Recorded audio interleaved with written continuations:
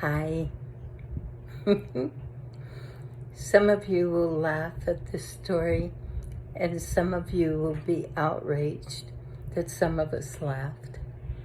But today's topic is called being stubborn with your soul.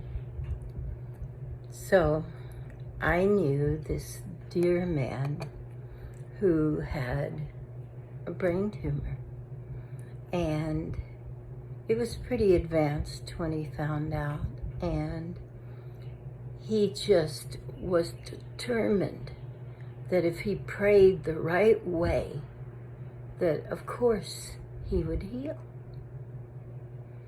So he asked me to pray for him, and in all honesty, I didn't feel like praying for him because I felt like this death that was approaching would have been a great relief. It would have taken him to the next stage. But I didn't say that to him because you never want to you never want to plant into somebody's mind that they're not supposed to live. That's just not okay. So I told him I'd pray, and I did. And miraculously, according to the doctors, the hospital, his brain tumor went down to almost nothing. And everybody was just so sure that he had experienced a miracle and that he was going to live.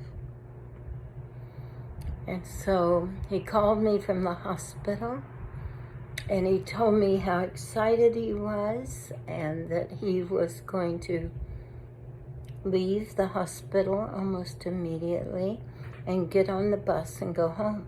And that when he got home, he would call me. And so I said, have fun being out in the world. So he didn't call me. And he didn't call me. And finally, I called the hospital. And it turned out that when he left the hospital, right out in front of the hospital, he got hit by a bus and was killed.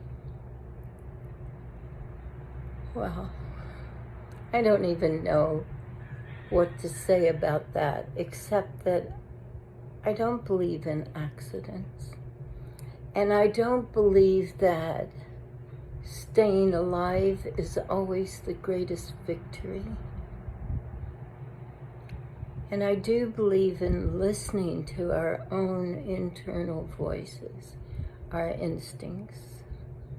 And all I know now is that I wish him and assume for him the greatest peace. And I assume for all of you the greatest peace.